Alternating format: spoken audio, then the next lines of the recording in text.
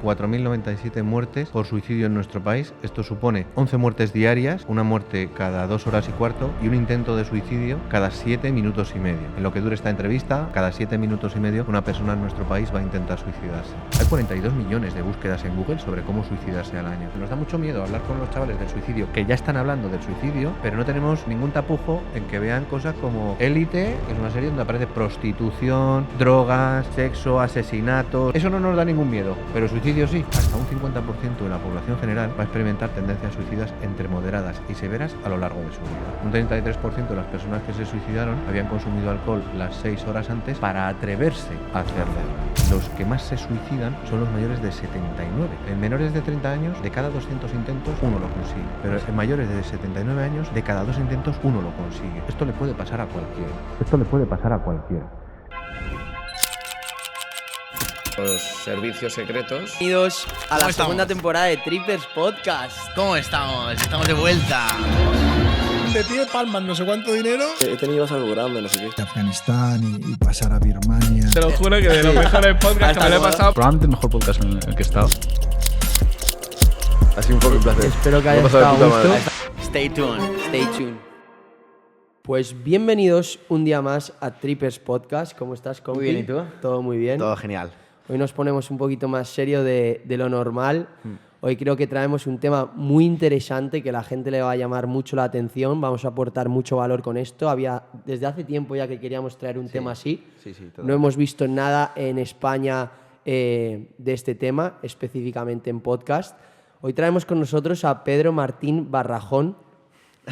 Muy buenos días, muchas gracias. Muy buenos Ganan días, Pedro. apuestas. Para la gente que no te conozca, Pedro es experto en suicidios, responsable de emergencias y de Red Nacional de Psicólogos para la prevención de suicidios. Y yo me gustaría decirte primero que gracias por venir y segundo que te admiro mucho porque creo que no es un trabajo para nada fácil, es algo bastante serio. ¿Cómo estás, Pedro? ¿Cómo te encuentras? Encantado de colaborar con vosotros en este Muchas espacio gracias, de verdad, ¿eh? y de dar difusión a este grave problema de salud pública a través de un medio tan fresco y tan espontáneo como el vuestro, claro que sí. Muchas gracias. ¿Cómo empezaste? ¿Cómo fue esos inicios? ¿Por qué decidiste inclinarte por esta carrera?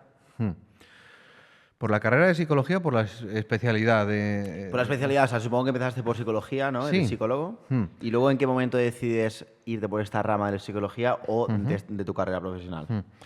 Bueno, pues yo me decidí por la carrera de psicología. Yo soy de los que todavía hicieron la mili, en el servicio militar.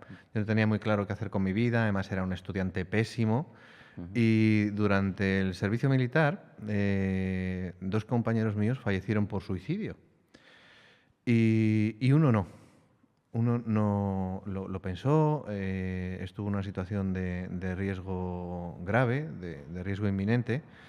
Y en ese espacio del servicio militar, donde bueno, pues los adolescentes estábamos solos, fuera de casa, en un ambiente bastante hostil, pues 2 de mis compañeros decidieron quitarse la vida. Y en ese momento yo decidí empezar a estudiar psicología, ¿no? Entonces empecé a consultar algunos libros de cosas pues como muy generales, ¿no? De la obediencia total al líder, el poder de la situación, los celos, el poder de las masas y tal. Y empecé a estudiar psicología y fue un hito muy concreto, el accidente aéreo de Spanair en Madrid, el 20 de agosto del año 2008, el que me hizo reconducir mi carrera a la intervención en crisis y la psicología de emergencias. Entonces empecé durante 6 años como psicólogo de emergencias en SAMUR Protección Civil, en el Ayuntamiento de Madrid como voluntario. Y en ese servicio, como voluntario, atendíamos muchos casos, lamentablemente, de suicidios consumados, ¿no? Vale. ¿Qué quiere decir suicidios consumados? Pues de personas que han intentado suicidarse y lo han conseguido. Entonces, la labor de un psicólogo en el Ayuntamiento de Madrid, tanto de SAMUR como de SUMA, es el comunicar las malas noticias y apoyar a las familias en ese momento inicial. Justo cuando se ha producido el fallecimiento, pues un accidente de tráfico, en una muerte súbita, en una parada cardiorrespiratoria y también en los suicidios, acompañar a los familiares y comunicarles la mala noticia de lo que ha sucedido y acompañarles en ese proceso de inicio del duelo. Entonces, en esos 6 años, como psicólogo de emergencias en en SAMUR como voluntario, compaginándolo con mi trabajo en la red pública de atención a personas con enfermedad mental grave, también recibía por parte de las personas con enfermedad mental en muchísimas ocasiones la confesión de que habían intentado suicidarse o lo estaban pensando. Entonces, junto con esas dos experiencias profesionales y el hecho de que a medida que fui creciendo, pues fui perdiendo a personas de mi alrededor por suicidio, conocía cada vez más casos de suicidio, leía más casos de suicidio, y a mí en 5 años de carrera y los 2 años del primer máster, 7 años de universidad, como psicólogo nadie me habló sobre el suicidio. Y yo me planteaba, bueno, pues si a un psicólogo no le forman, ¿a quién tienen que formar? Claro. A los arquitectos, a los ingenieros, a los Claro. abogados. Esto no tiene sentido, ¿no? Luego, con el curso de los años e impartiendo formación a los sanitarios, he descubierto que ni enfermeras, ni médicos, ni el resto de profesionales sanitarios tienen mucha formación de la que yo tenía. ¿Pero hay alguna especialización en prevención de suicidios o cómo tratar, como has dicho tú, lo que hacías de darle mensaje a los familiares? ¿Hay algo así para estudiar? ¿Hay alguna formación específica para esto o no? Sí, con el tiempo va surgiendo más formación. De hecho, con mi grupo de colaboradores hacemos formación por toda España en distintos servicios de emergencias. Vale. Pues ahora, por ejemplo, acabamos de hacer la formación obligatoria para los operadores del 112 del SAMUR en el Ayuntamiento de Madrid. En Asturias, en el SAMU de Asturias también, el Gobierno de Canarias. El Gobierno vasco nos ha encomendado una guía sobre cómo intervenir de manera multidisciplinar todos los servicios de emergencias que intervienen en esto. Okay. Osakidecha, bomberos, la Ertzaina, cómo tienen que trabajar de manera imbricada, coordinarse en una actuación, tanto si es una llamada telefónica como si es un riesgo de precipitación desde un lugar elevado, cómo tiene que intervenir cada uno, cuáles son las funciones, cómo comunicar las malas noticias, cómo acompañar a los menores, por ejemplo, que han perdido a uno de sus padres por suicidio, cómo comunicarle esa mala noticia y ayudarle en el proceso de inicio del duelo. Entonces, cada vez va habiendo más formación, pero estábamos muy escasos, por supuesto. ¿no? Vale, pues si quieres podemos empezar hablando un poco de la situación actual en España, en el tema de suicidios. Y yo creo que lo más relevante, lo más importante es hablar de cifras, de números. ¿Cómo está la situación a día de hoy en cuanto a número de suicidios en España? Bueno, pues desde que se computan las cifras, desde el año 1906, las últimas son las más altas alcanzadas en la historia, desde que se registran 4.097 muertes por suicidio en nuestro país. Esto supone 11 muertes diarias, una muerte cada 2 horas y cuarto y un intento de suicidio cada 7 minutos y medio. En lo que dure esta entrevista, lo ignoro, pero cada 7 minutos y medio una persona en nuestro país va a intentar suicidarse. Hostia. Joder, eso es, sí. ¿Eso es en 2022? En 2022, sí, son las últimas cifras. Antes teníamos, anteriormente el INE publicaba las cifras de muertes por suicidio con 2 años de antelación, o sea, con 2 años de posterioridad. Ahora, afortunadamente, ya contamos con las cifras de 2022, las de 2023 saldrán en 2024, y esto nos ayuda a actualizar las herramientas teniendo un perfil sociodemográfico, delimitando o ayudándonos a saber, pues por ejemplo, de cada 4 suicidios, 3 son varones y 1 son mujeres, ¿no? Vale. Bueno, pues esto nos hace ponernos las pilas para saber en qué grupos hay que intervenir más. Se viene hablando mucho en los medios de comunicación de suicidio infantojuvenil. Y esto es algo que nos preocupa y que nos interpela como sociedad. Oye, ¿qué estamos haciendo que nuestros menores se suicidan, no? Pero no superan... Cuando hablamos de juvenil, ¿de qué edad estamos hablando? Menores de 30 años. Menores de 30 años. Menores vale. de 30 años. Entre 15 y 30 años. Menores de 14 años es muy raro, pero ha habido algún caso. En el año 2022, puede que me equivoque porque cito de memoria, me parece que en el año 2022 no ha habido ninguno, pero de 15 a 29... se está hablando mucho de ese número de suicidios, pero la franja etaria, los que más se suicidan son los mayores de 79. Me explico. En menores de 30 años, de cada 200 intentos, 1 lo consigue. Pero en mayores de 79 años, de cada 2 intentos, 1 lo consigue. Y en el año 2021-2022 fallecieron cerca de 1.000 ancianos en nuestro país, 1.000 ancianos, que se dice pronto, por suicidio. Qué pena que nuestros mayores lleguen a ese momento del final de sus vidas de una forma tan triste, ¿no? Cuando igual hablamos de 22, 24 suicidios en franjas de edad de menores, ¿no? Vale. Pedro, y una cosa, para poner un poquito en contexto estos números que acabamos de tratar, ¿Qué comparación hay los números de suicidio con otras causas de muerte en nuestro país? Porque creo que es un tema bastante tabú, pero a nivel de números está ahí arriba, ¿no? Claro. Bueno, el suicidio pasó a ser la principal causa de muerte externa en nuestro país a partir del año 2008, que era, por aquel entonces, eran las muertes por accidentes de tráfico, ¿no?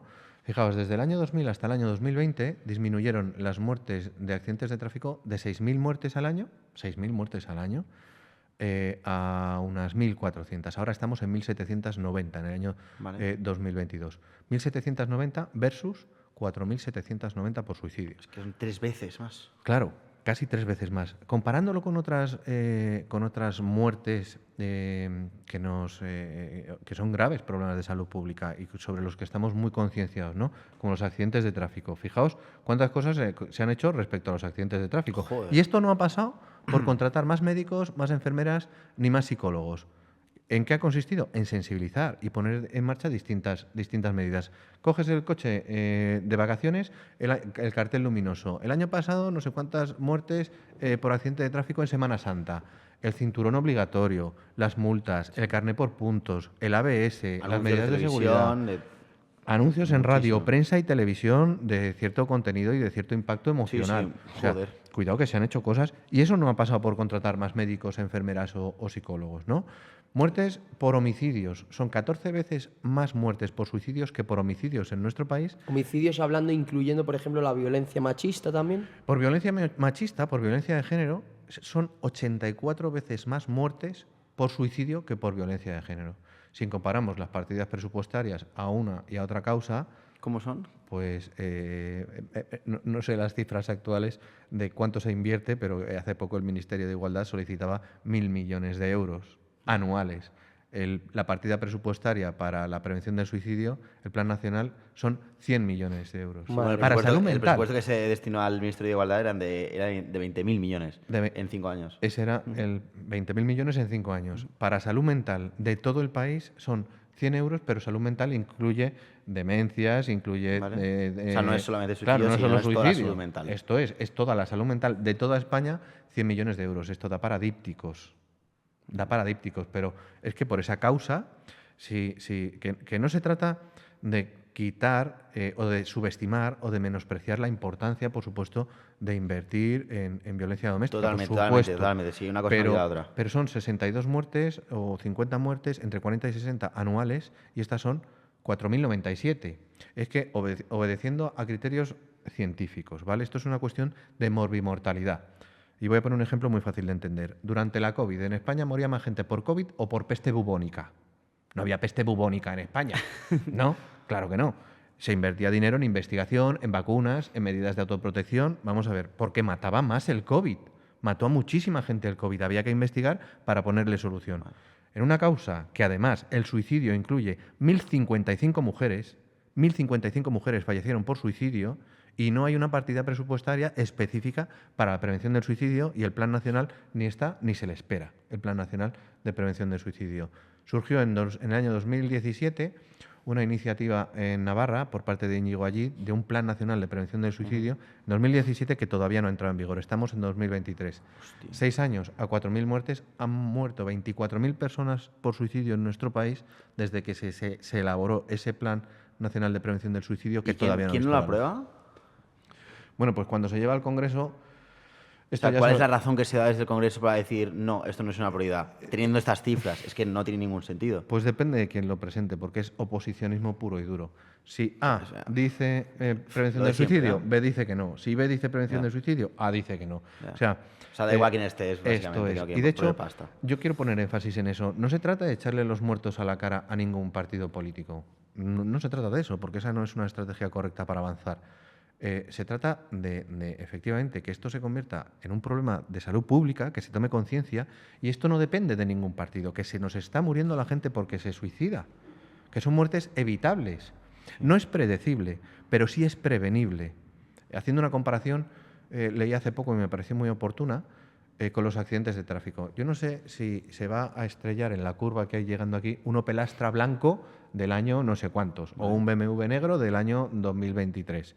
Yo no lo sé, pero sé que si esa curva se pavimenta bien, se da visibilidad, se ponen señales, probablemente en esa curva no haya más accidentes. Claro, Entonces, se reduce el riesgo muchísimo. eso O es. si pone cinturones en los coches. Todo, claro, todas las Efectivamente. medidas. Es prevenible, pero no es predecible. No sabemos quién lo va a hacer, aunque sí que tenemos ciertas señales y ciertos perfiles, ¿no? Pedro, ¿y por qué piensas que esto es un tema tabú? O sea, las cifras hablan por sí solas, los números no engañan. ¿Por qué sigue siendo un tema tabú?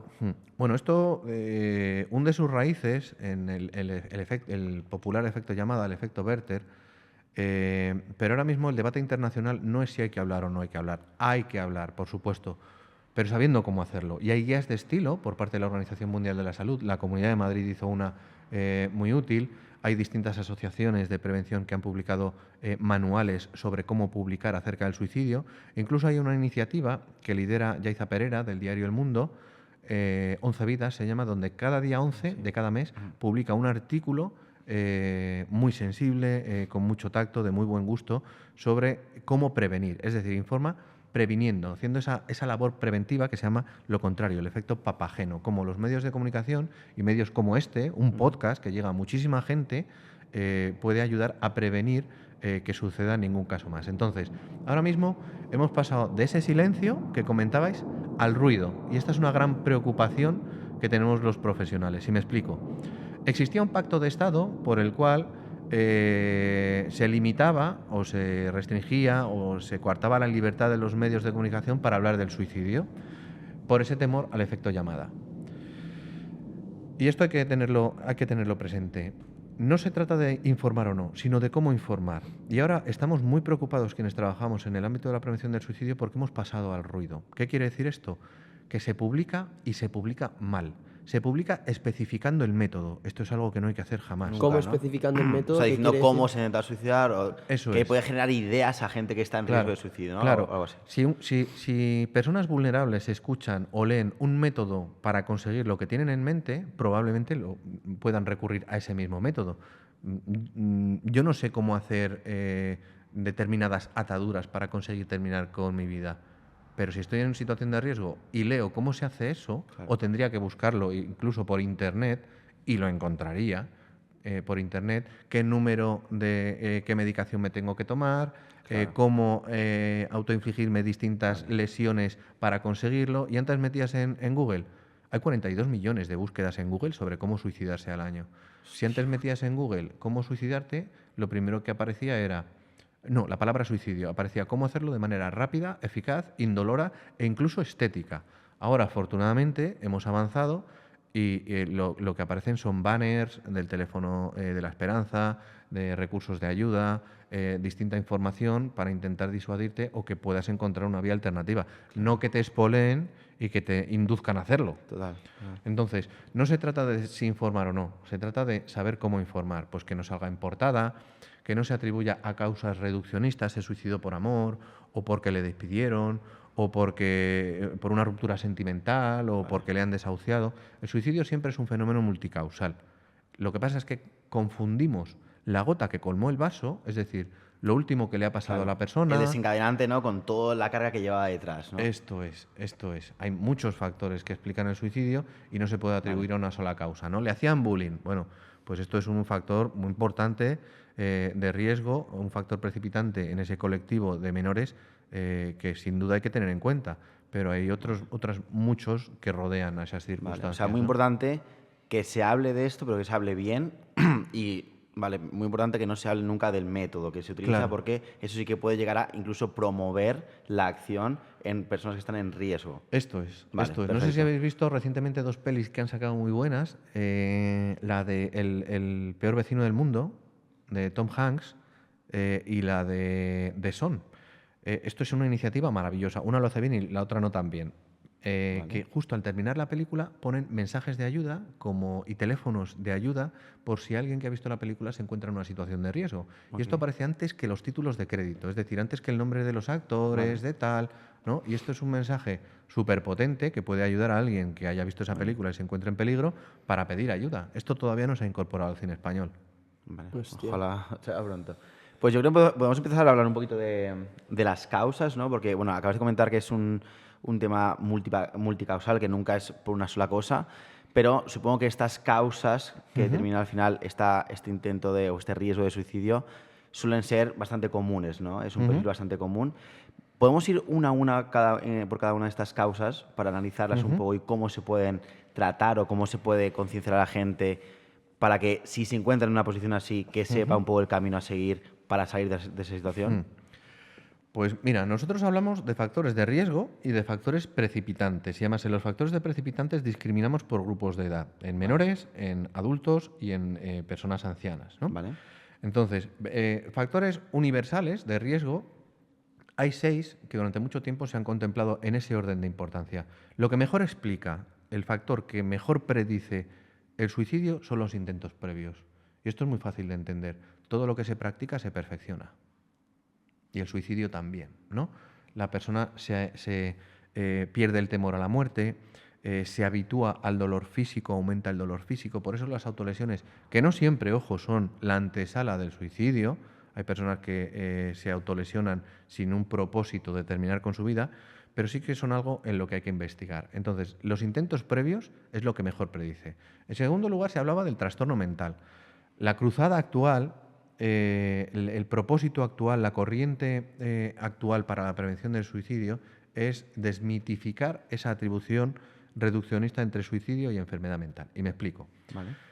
Seguro que vosotros, cuando habéis oído, y la gente que nos escuche, con muchísima frecuencia, pues, ¿te has enterado que no sé quién se ha suicidado?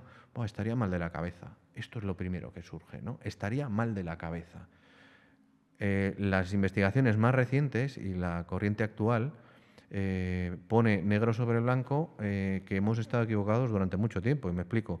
Más de un 54% de las conductas suicidas no tenían que ver con una enfermedad mental y si había una enfermedad mental no era concurrente al intento. Es decir, puede que en su adolescencia o en su infancia tuviera un problema de salud mental que no interfiere en que la persona se suicide ahora. Luego, esto no es algo que les pase a otros, esto no es algo que sea tan exótico, tan extraño, que solo suceda en personas que tienen enfermedad mental o algo por el estilo. Esto le puede pasar a cualquiera.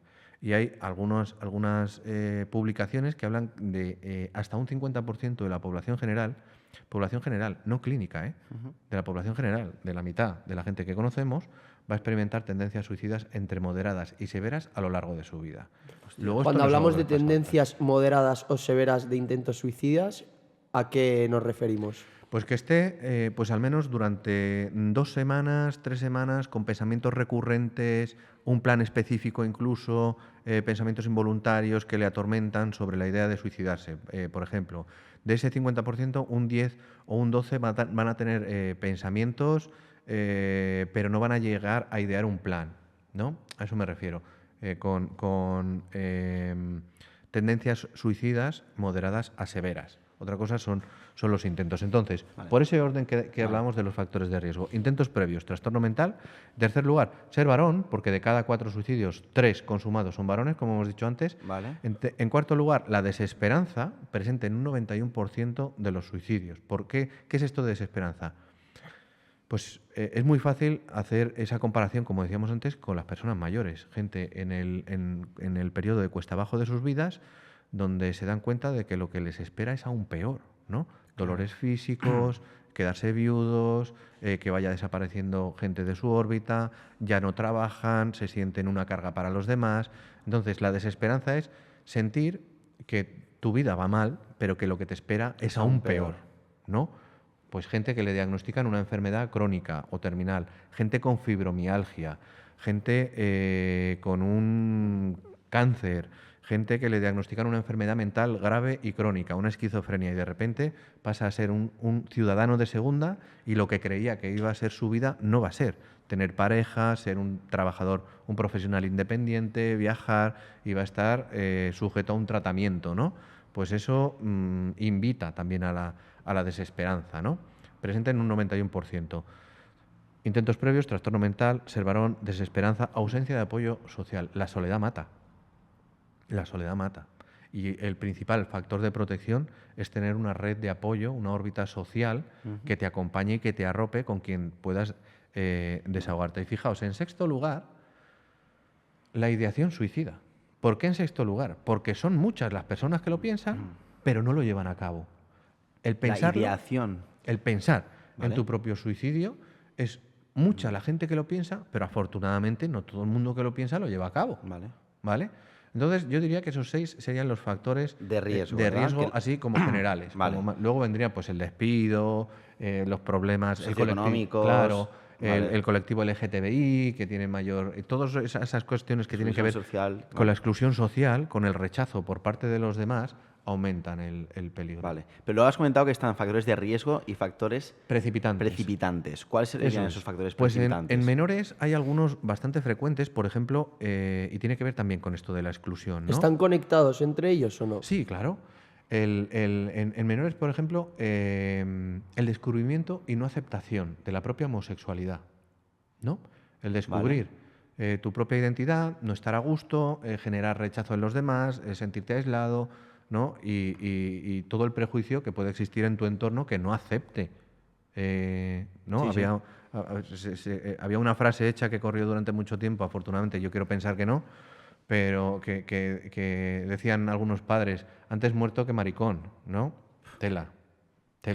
Bueno, estamos avanzando mucho en este ámbito, pero aún así la homosexualidad, bisexualidad, etcétera, sigue siendo transexualidad, por supuesto, sigue siendo un motivo de rechazo, de exclusión y se vulnera sus derechos con mucha facilidad, a pesar de estar como estamos en Madrid. Hace muy poco compartía con un buen amigo ya de 40 y algún años que yo decía, bueno, pero esto igual sucede en el ámbito rural, en un sitio tan cosmopolita como Madrid, ¿de verdad que tú crees que ni te lo imaginas? El rechazo y la homofobia que sigue existiendo, sí, en una ciudad como Madrid a día de hoy.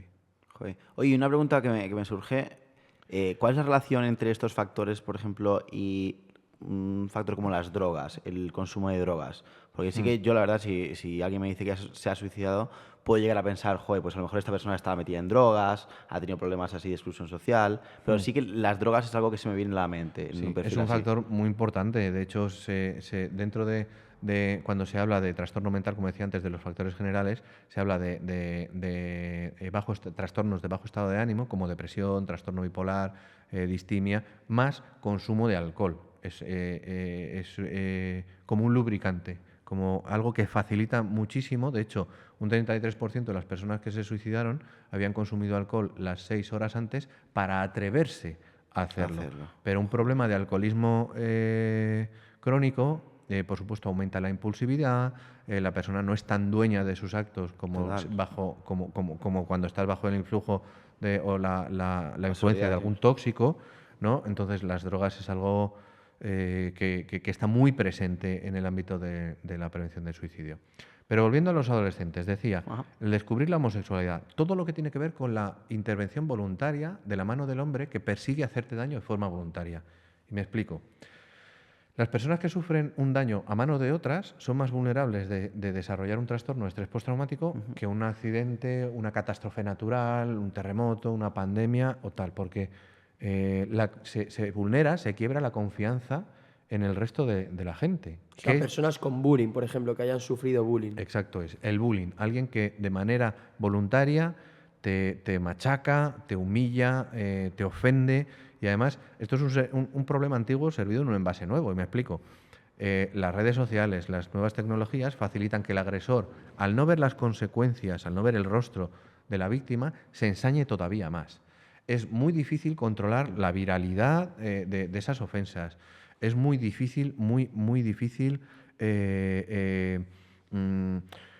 controlar a cuántas personas va a llegar y por otra parte, la persona se siente mucho más indefensa, no sabe cómo defenderse, no sabe cómo cortarlo, y en personas jóvenes que no tienen a su alcance los medios para ponerle fin, pues se ven sistemáticamente machacados las 24 horas, que esto no es de lunes a viernes, como antes en el colegio, de 9 a 5. Ahora es las 24 horas y se multiplica exponencialmente esas ofensas y esas burlas. No sé si conocéis una serie, Identidad, me parece que se llamaba, que acaban, no es muy vieja. No, Intimidad, que es de cómo influyen las redes sociales y cómo se extorsiona a una menor y a una persona que va a ocupar un cargo público divulgando imágenes íntimas en las redes. Fantástica. Que es española, es de la actriz de La Casa de Papel. Eso es, fantástica. muy buena. Úrsula Corberó. No, de la policía.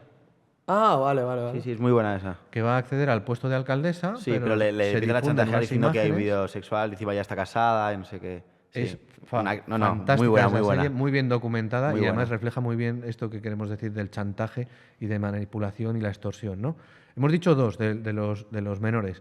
Lo de la propia identidad sexual, el que alguien le intente hacer daño, los embarazos prematuros, Los embarazos no prematuros también. deseados, ¿no? Puede ser Hostias. un precipitante, las rupturas sentimentales. A ver, como adultos lo vemos todo con cierta distancia, pero es que hasta los 24 años no termina de desarrollarse el córtex prefrontal del cerebro, que es el que nos ayuda a solucionar problemas a ser capaces de proyectarnos hacia el futuro Vale. y que el mundo no se nos haga bola. Vale. ¿Vale? Ajá. Disculpad que sea tan coloquial, ¿no? Pero, No, mejor aún, mejor. más pero fácil que de todo el entender mundo, que todo el mundo eche la vista atrás. Oye, cuando sufres una ruptura sentimental del que creías que iba a ser el amor de tu vida, se te hunde el mundo encima.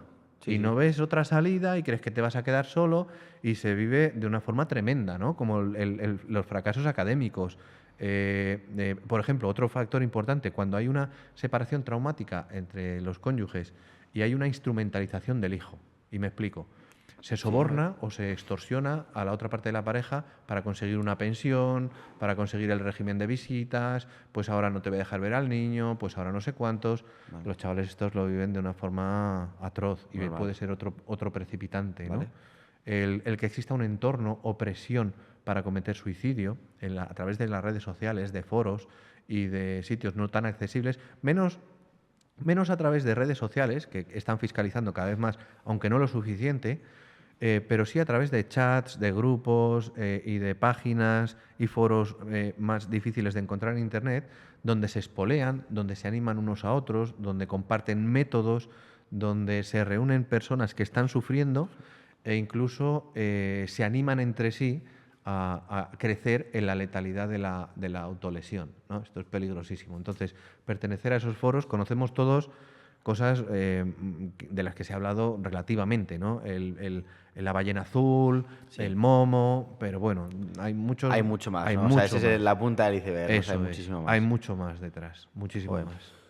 Qué interesante, Pedro. Pues, vale, o sea, sabemos un poco las causas, hemos tratado un poco y acabamos de hablar un poco de las causas de los suicidios, los dos tipos que hay, pero a mí me gustaría ahora pasar un poco a cómo se identifica esto. Hemos hablado que una de las formas más fáciles de identificar es cuando alguien lo ha intentado y no lo ha conseguido. Obviamente eso es una razón por la que pensar que lo va a volver a repetir, pero si volvemos un poquito más atrás de eso, ¿cómo podemos identificar a alguien que jamás lo ha intentado?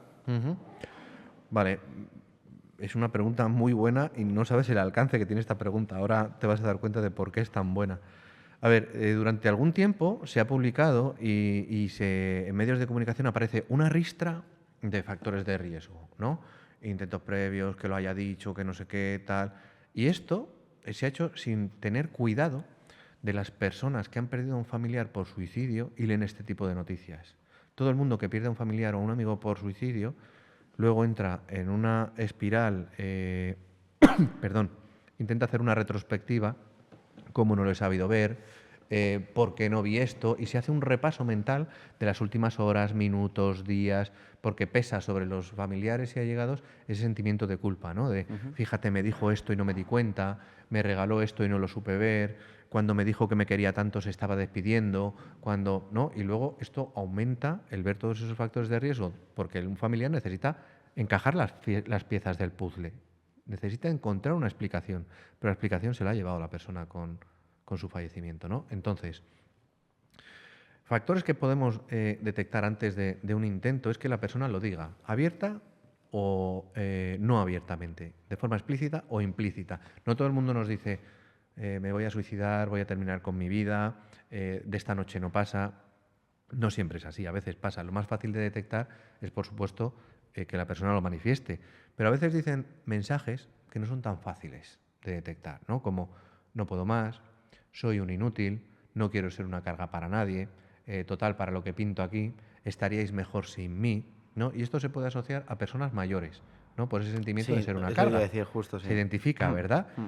Y es que precisamente subestimamos el riesgo de suicidio en los mayores, o como que lo justificamos, y ahí están las 1000 muertes por suicidio de nuestros mayores.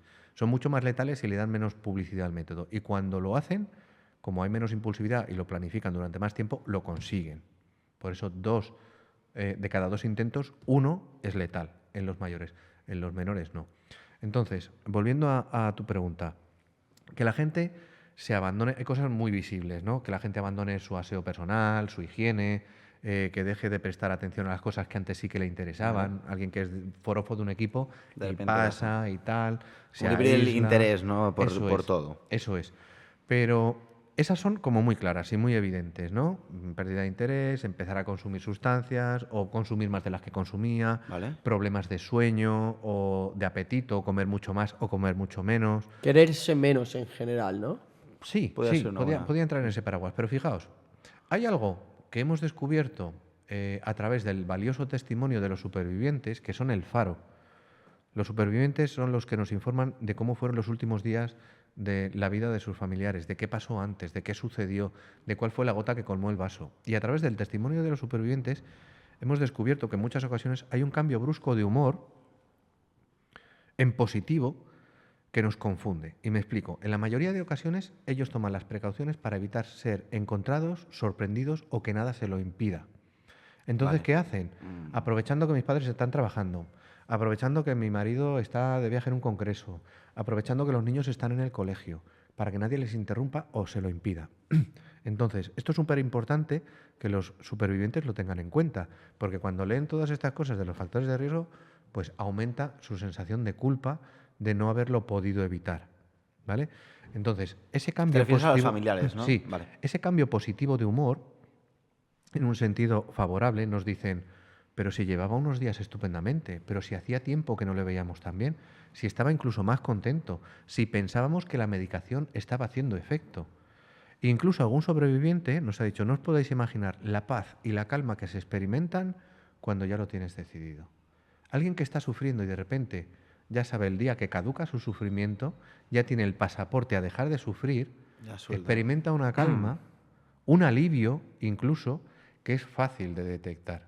Lo que pasa es que interpretamos de manera equivocada, pues porque nadie nos ha enseñado a detectar. Pero alguien que está sufriendo, pues porque tiene una enfermedad mental, porque se ha quedado viudo, por ejemplo, los mayores, los ancianos, el primer año de viudez es un periodo crítico para los varones, no tanto para las mujeres. Pues en ese periodo tan complicado, donde tiene motivos para estar triste, de repente le vemos risueño, le vemos alegre, le vemos contento, le vemos calmado, sin un motivo que lo justifique, Vale. probablemente es que ya lo tenga decidido. Joder, Ese es un momento Pero entonces crucial. me resulta muy, muy complicado diferenciar, o sea, identificar ese momento, porque si una persona empieza a estar mejor, claro, ¿cómo se debe actuar? Porque puede ser que esté realmente mejor o que sea porque ya lo tiene decidido. Ajá. Entonces, claro, ¿cómo le dices a una persona, oye, o sea, ¿cómo es el approach que tienes que hacer con una persona así? Hay Que ha que- tenido un cambio de humor, está mucho mejor, Ajá. pero claro, si realmente está mucho mejor y tú le hablas de que estás seguro, no estás pensando en esto, o sea, ¿cómo se hace eso? Con especial cautela. Además, mira, Vale. en el contexto de emergencia, y hay un libro maravilloso que habla de esto, del doctor Rocamora Bonilla, presumo, bueno, o al revés, vosotros no sabéis si yo estoy en una situación de riesgo o no. Por ejemplo, alguien que lo acaba de intentar y quiere deshacerse de nosotros para que le dejemos en paz y salirse con la suya en cuanto pueda, ¿no? Imaginaos que es mi caso. Vale. Me acaban de dar el alta en el hospital por un intento de suicidio y yo os digo, no, tranquilos, podéis estar tranquilos que no lo voy a hacer, que estoy mucho mejor, que tal. Si vosotros me preguntarais, a mí, que ahora mismo no estoy en una situación de peligro, Pedro, ¿y por qué no te suicidas? ¿Qué te ata a la vida? ¿O qué hace que no sigas adelante con lo que tenías pensado? Lo tengo en la punta de la lengua. Pues mira, por mi hija, por mi mujer, por mis hermanas, por mis padres, porque tengo un proyecto súper chulo de trabajo, porque creo que lo que hago tiene cierto valor, porque con un solo caso al que lleguemos a tiempo, cualquier esfuerzo ha valido la pena por prevenir el suicidio, porque creo que tengo muchas cosas que decir, porque me quedan un montón de comidas por probar, porque quiero hacer un montón de viajes, porque todavía no conozco Argentina, porque hay tantas cosas y me salen enseguida. Pero alguien que está intentando deshacerse de vosotros, si tú le preguntas, oye, ¿qué te ata la vida? O ¿por qué no quieres seguir con lo que tenías pensado? ¿Qué ha cambiado? ¿Por qué has decidido seguir aquí? Y sigue pensándolo, sigue teniendo esa intención, no va a responder tan fácil. Vale. Va a dudar, va a titubear. No, bueno, pues es una chorrada. Pero esa es la pregunta correcta, porque eso sería para una persona que ya ha intentado a lo mejor suicidarse o ha estado muy mal. Bueno, ha intentado suicidarse, pero una persona que nunca lo ha intentado, pero ha estado en una depresión, por ejemplo. Oye, ¿qué te está ayudando? Vale. ¿Qué te da cuerda a ti? ¿Qué te ayuda te a seguir motiva? adelante? ¿Qué te motiva? Oye, ¿cómo ves las cosas? ¿Cómo podemos ayudarte? Vale. ¿Hay algo que esté en mi mano Vale. que yo pueda hacer para ayudarte, para salir de esta? Si está en un momento correcto, te diría enseguida todas las cosas que él necesitaría. Si estaría en un momento oscuro, le costaría responder a esas preguntas. Exacto. Vale. Exacto. Vale. Porque no lo ha encontrado y sigue en esa línea de pensamiento de en cuanto pueda me voy a salir con la mía, ¿no? Pero siempre tomando esas precauciones, es tan habitual que tomen esas precauciones, incluso si le preguntas. Y hay una forma errónea de preguntar. Fijaos, podemos incurrir en el error de preguntarle a alguien, ¿no estarás pensando en suicidarte? Eso es una pregunta con respuesta inducida. ¿No? Me preguntáis a mí lo que me preguntáis, Pedro, ¿no estarás pensando? No. Ya, no estarás, no. Claro, no, lo que sea, no lo que sea. ¿Cómo pregunta la gente de la calle habitualmente? No estarás pensando en ninguna tontería. No estarás pensando en ninguna locura. No. Fijaos, hasta un 18% de las personas que se suicidaron fueron el mismo día al médico de atención primaria. 1 de cada 5. No sabemos preguntar. Pero ojo, no se trata de demonizar en ninguna categoría profesional, ni a los médicos, ni esto puede pasar en la consulta de un psicólogo, de un trabajador social, de una enfermera, de un psiquiatra. El cómo preguntemos influye en la respuesta. Y la gente de la calle sí que no tiene ni idea de cómo preguntar esto. Claro, o sea, pero las preguntas que acabas de decir, por ejemplo, que si una persona que ha intentado suicidarse sale del hospital y tú le preguntas, ¿y por qué ahora no te quieres suicidar? ¿Qué ha cambiado? ¿Qué ha cambiado desde que estás en ¿Qué ha cambiado? Eso sería una pregunta correcta. ¿Qué Eso ha es. cambiado? Una pregunta incorrecta sería, ¿no estarás pensando en suicidarte otra vez? Eso es. ¿Y qué es lo que cambia exactamente psicológicamente? Cuando preguntas, ¿no estarás pensando? Ya estás facilitando la respuesta. Vale. Porque es un O sea, no y ya está. Es un no y ya nunca te está. va a decir la persona sí. Claro. O sea, Básicamente. evitar el sí no de respuesta. Eso es.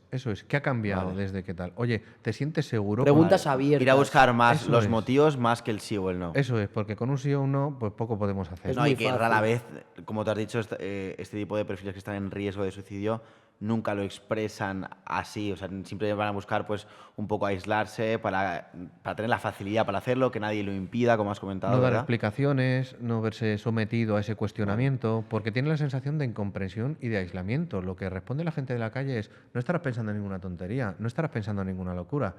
A ver si vas a estar mal de la cabeza, a ver si... Vale. Claro, y eso no ayuda en absoluto. Mira, Vale. y además es mucho más útil confesar nuestra propia ignorancia. Mira, no sé cómo ayudarte y me asusta, me acojona no saber, perdón, me asusta mucho no saber cómo ayudarte, pero estoy aquí para ti y me voy a quedar el tiempo que haga falta. Vale. A ver si entre los dos conseguimos salir de este bache. Ahí quería ir, o sea, en el caso de que le hagas estas preguntas de qué te ata la vida, qué ha cambiado, qué te motiva ahora, y veas que a la persona no le sale rápidamente, que le cuesta llegar a esas conclusiones, ahí sería una señal de alerta, de que esa persona puede seguir teniendo pensamientos suicidas. Entonces, ¿cuál sería a partir de ese momento la mejor manera de actuar, de ayudar a esa persona? A ver, en primer lugar, no dejarle sola. Vale. O sea, la presencia la presencia física, fijaos, y esto tiene que ver también con tanto y tanto que se publicó sobre el suicidio y la pandemia. Los meses que estuvimos confinados se redujeron el número de suicidios porque estábamos encerrados en casa. Había gente a nuestro alrededor que, o bien por temor a causarles más daño, bien por temor a que les interrumpieran, bien porque les iban a encontrar sus hijos, bien por... Esto sujetó y disminuyeron el número de suicidios durante la pandemia. Pero cuando se flexibilizaron las medidas, a partir de que nos dejaran salir más, a partir de agosto repuntaron otra vez las muertes por suicidio. Entonces, la presencia física, fijaos, en el contexto penitenciario, el 73% de los suicidios tienen lugar en celdas individuales. ¿Qué se hace? Se pone una persona a compartir celda. En el contexto sanitario, hospitalario, en instituciones de salud mental, se pone a otra persona a compartir habitación con esa persona en O sea, es situación por de esta riesgo. razón. Claro, las personas habitualmente, salvo en el contexto de maltrato extremo, de manipulación, de violencia extrema, las personas se suicidan en su intimidad. No buscan hacer daño a otros, salvo en esos contextos que he dicho, ¿vale? Pero en la presencia de otra persona inhibe de llevar a cabo lo que tienes pensado hacer. Ya sea formal, hemos dicho cárceles e instituciones sanitarias, como informal, la red de amigos, el irte a dormir esa noche a su casa y quedarte a su lado, el no dejarle ni un minuto solo, el acompañarle físicamente al centro de salud o al hospital, el permanecer, porque la gente no busca la muerte, persigue dejar de sufrir. Claro. Quiere dejar de sufrir, no quiere morir. Quiere dejar de sufrir. Quiere llevar una vida tolerable y sin semejante sufrimiento, pero no persigue la muerte. Vale. Una pregunta, no sé si hacéis este tipo de experimentos, pero es una curiosidad que me surge ahora. ¿La mayoría de las personas que se suicidan o lo intentan son religiosas? ¡Jo, qué buena pregunta! Qué buena pregunta. No tengo el dato, pero sí que sé, y lo puedo afirmar, que la religión es un factor de protección. Es un factor de protección. Yo envidio a quien tienen esa vida religiosa y que forman parte de una comunidad donde se sienten arropados, escuchados, un sitio donde rendir culto e incluso unas creencias después de la muerte que les ayudan a salir adelante, porque es un factor de protección muy poderoso. A ver, la Iglesia... Bueno, que es pecado, en el cristianismo es pecado, ¿verdad? Quitarte la Efectivamente, vida, sí. efectivamente, pero fijaos, ni la Biblia ni el Antiguo Testamento se pronuncian a favor ni en contra del suicidio. Fue San Agustín quien en el siglo V dijo, el suicidio es un pecado capital.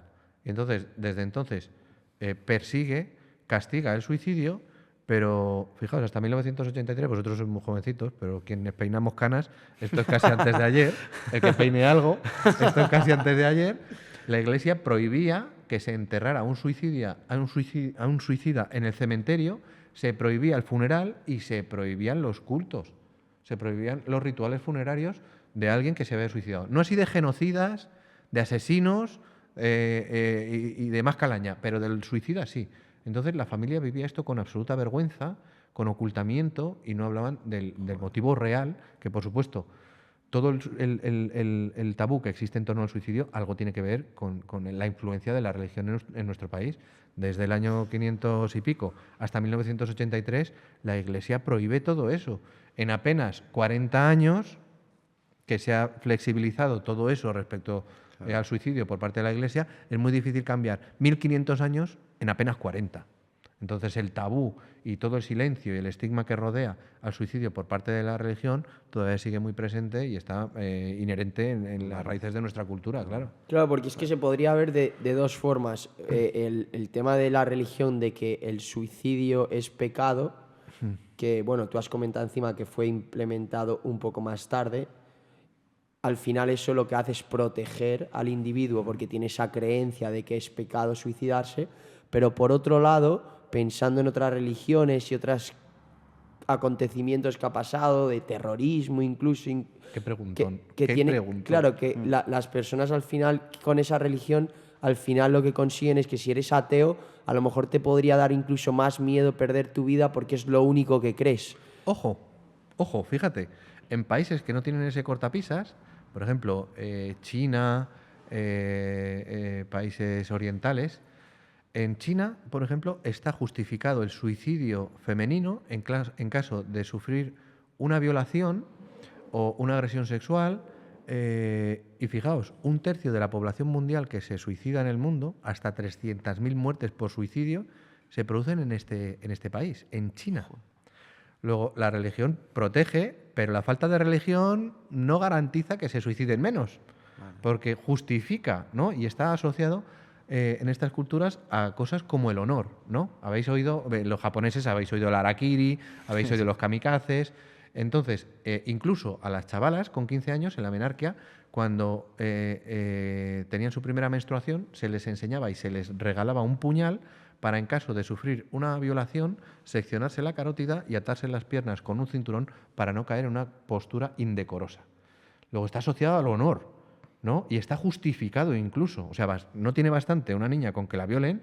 Joder. como para tener la obligación, para preservar el nombre, el buen nombre de su familia, de terminar con su vida. Está justificado, ¿no? Entonces, la Iglesia protege, bueno, Bueno, protege también y yo creo es que un factor de protección sin ningún lugar a dudas por todas esas cosas que hemos dicho. Pero bueno, pues el demonizar Puede ser. a la familia y el pero estigmatizar también, esa causa de muerte. influye también en la esperanza y en la fe, porque Eso muchas de las es. personas tienen algo en lo que creer, entonces Eso decir, por lo es. menos si no lo hago por mí, lo voy a hacerlo por algo en lo que creo. Si Eso una es. persona no es religiosa y no cree en nada, pues puede tener, yo creo, más fácil ese sentimiento de desesperanza que has comentado antes, que a lo mejor le puede inducir a estas, Sí, a eso estas es. prácticas. Claro, pero por otro lado también...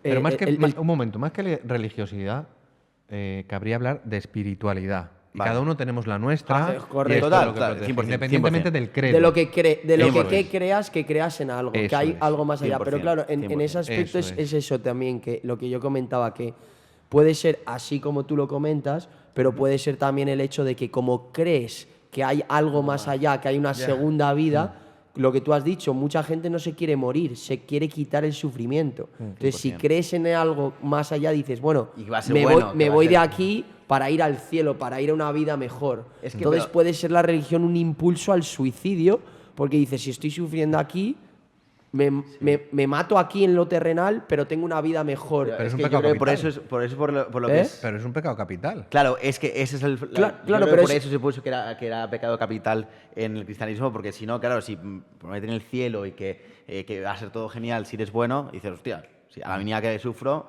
me quito la vida y luego alcanzo Pecado capital. ese sitio o ese, bueno, ese Que lo cielo hemos que... vivido bueno, y acontecimientos históricos, ataques terroristas, de que gente se quita la vida por Dios.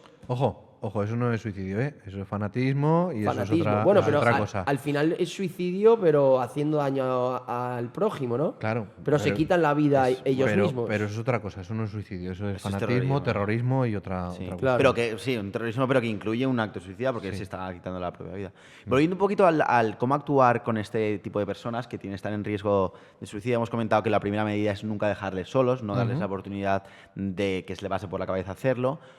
Ya un poco más a medio plazo, porque esto sería, supongo, en el corto plazo, los primeros días, cuando tienes esas primeras señales.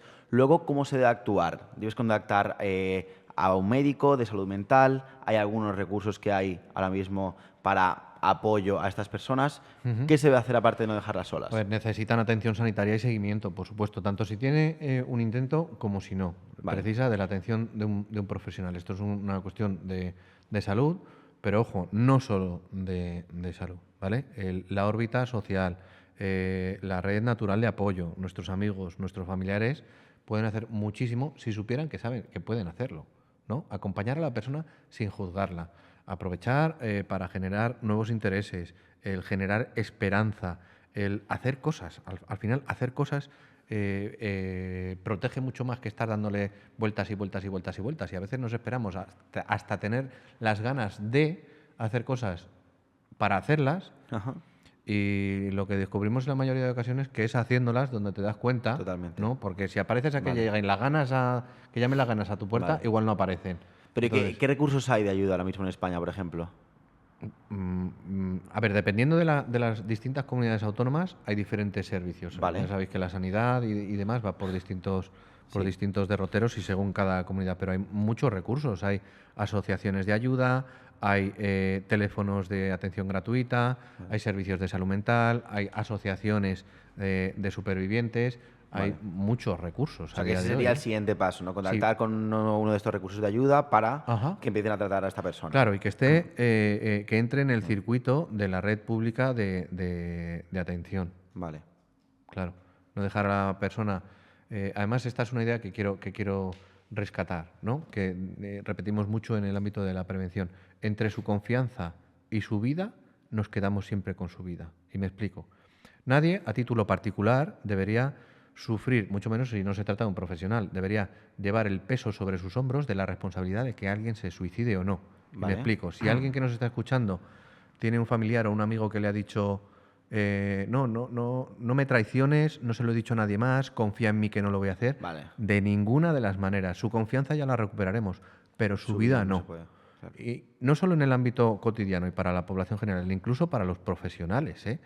Muchas veces yo he recibido el mensaje por teléfono de, oye, que no te preocupes, que me has convencido, que no lo voy a hacer de ninguna de las maneras. Su confianza No ya te la lo crees, recuperaré. No te lo crees para nada. Nunca, Vale. nunca. Cuando ok. de forma espontánea me dicen, no, venga, que ya me has convencido, que no lo voy a hacer.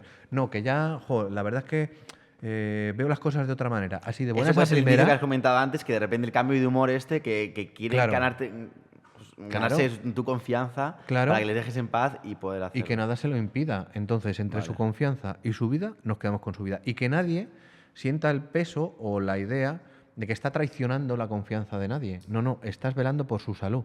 Y la vida es lo primero. Y luego ya veremos si O sea, vuelve está, o no está vuelve a justificado traicionar la confianza de alguien para salvar su vida. confiar. Por supuesto, además. Si alguien tiene alguna duda, entre la Ley Oficial de Protección de Datos, la confidencialidad, por encima del derecho a la intimidad, prevalece el derecho a la vida. Vale. Y nadie nos va a buscar las cosquillas por hacer o por preocuparnos por alguien, pero sí nos va a buscar las cosquillas por no hacer. Vale. Un juez te puede meter en un problema muy gordo y te buscará las cosquillas si no has hecho todo lo que está en tu mano por ayudar a una persona para que no se suicide. Vale. Claro. O sea, digamos que la evolución, para que sea creíble, debe de ser progresiva. Es decir, si de buenas a primeras te dice todo está perfecto, me has cambiado la opinión, ya pienso que no merece la pena, obviamente ahí no te lo crees. A mí eso me invita a la sospecha. Vale. Siempre me invita a la sospecha. Pero entonces tiene que ser progresivo de que se lo replantee durante semanas, pero que Que veas veas una indicios cierta de mejora. motivación, que no titube a la hora de decirte lo que quiere hacer. Claro, que haya razones sólidas para vivir. Como os decía antes, y hay una frase de Nietzsche que refleja muy bien esto. Quien tiene un porqué para vivir será capaz de soportar cualquier cómo. ¿No? Al hilo de esa corriente de la logoterapia, Víctor Frank, un superviviente a un campo de concentración, desarrolló una línea de trabajo que es la logoterapia, y se trata de encontrar lo que resulta útil para la persona, lo que resulta valioso. Fijaos, yo nunca persigo quitarle a ningún paciente la ideación suicida. Es decir, ¿cómo que no? Entonces, ¿qué leches haces? ¿No? Claro. No, yo no persigo quitarle la ideación suicida. Yo persigo que sigan adelante llevando una vida que valga la pena vivir según lo que es importante para la persona. Que salga adelante a pesar de esas ideas. Y poco a poco van perdiendo esa carga emocional, y de tener aquí la ideación suicida, que les impide ver ninguna cosa más que la muerte inmediata, esto se va distanciando y consiguen ir haciendo cosas que son importantes para ellos, que son significativas, y salir adelante a pesar de tener ideas suicidas. Y poco a poco van perdiendo importancia. Y a mí, hasta la fecha, me está resultando bastante útil. Vale. Oye, una pregunta. ¿Cuál es el papel de la restricción del acceso a los medios letales? Pues es una de las principales medidas de protección, y me explico. Fijaos, no hay un tratamiento gold estándar, ni tratamiento Princeps, ni farmacológico, ni psiquiátrico, ni tratamiento psicológico para toda la conducta suicida. No lo hay. Hay una línea, un tratamiento de terapia dialéctico-conductual que ha resultado ciertamente eficaz para el trastorno límite de personalidad, que tiene que ver con rasgos de impulsividad. Pero de bipolaridad también, ¿no? De bipolaridad. No es lo mismo, ¿eh? No es lo mismo. Vale. Pero para el trastorno límite de personalidad, donde hay más impulsividad, este tratamiento está resultando especialmente eficaz. Ahora, dime tú qué impulsividad le queda a un anciano de 90 años que se acaba de quedar viudo. No le queda impulsividad. Luego, no serviría para unos, pero para otros no. Se ha hablado de ciertos tratamientos farmacológicos. Sabemos a día de hoy que un tipo específico de antidepresivos, los inhibidores selectivos de recaptación de serotonina, aumentan el riesgo de suicidio en adolescentes. Vale. Y esto se ha estado prescribiendo. Joder. Y aumenta el riesgo de suicidio en adolescentes. ¿Y esto para qué se prescribe, en teoría? Para depresión. Para la depresión. Es O sea, los antidepresivo. antidepresivos. O sea, a básicamente veces los hacen- antidepresivos tienen Aumentan el riesgo, fíjate el tú qué riesgo de barbaridad. tendencias suicidas. Esto lo sabemos a día de hoy, pero se está prescribiendo durante mucho tiempo. Entonces, toca dar una vuelta porque no hay un tratamiento estándar. De lo que se trata es de generar esperanza en la persona, acompañarla y que vaya haciendo cosas y vaya saliendo adelante, pero no hay un tratamiento farmacológico, no hay un tratamiento psiquiátrico, no hay... No, hay que adaptarlo, hay que adaptar el tratamiento a la persona y no la persona al tratamiento. Ahora, esto sirve para todos, ¿por qué no? Eso no va así. Vale. Pero siempre alejándole de los medios letales. Claro, perdón, Volviendo a- perdona, No te preocupes. perdona. Es que tenía mucha relación, pero lo desarrollo demasiado. Fijaos que las medidas arquitectónicas, las barreras, la dificultad al acceso, es la medida preventiva más eficaz. Y que no hace falta calentarse mucho con esto, ¿eh? Seguro que cuando habéis viajado por Europa, la semana pasada yo estuve en Toulouse y vi que el metro solo se detiene, solo se abren unas compuertas que hay cuando el metro se detiene absolutamente y no antes. En Madrid no existe esto. En el puente de Nueva York, o sea, en el puente de San Francisco, en Estados Unidos, bueno, pues hay un policía que transita por ahí. Además hay un vídeo maravilloso de Kevin Briggs, que es una charla TED muy chula sobre esto. Hay un teléfono de ayuda, hay pegatinas. En Corea lo que han puesto ha sido que para que la gente no se suba y trepe a lo alto de la valla y se precipite al vacío, han puesto como un rodillo por el que si tú intentas subirte, pues te resbalas y no puedes trepar, ¿no? Por mucho que intentes subirte, te resbalas y no puedes subirte ni encaramarte a lo alto. En sitios públicos, bueno, en Madrid tenemos las mamparas del puente de Segovia, del viaducto. Vale. Esto no fue una iniciativa de la administración, fue una iniciativa de los vecinos cansados de ver cómo ponían su vida en peligro, pues porque es un sitio donde recurría la gente con cierta frecuencia.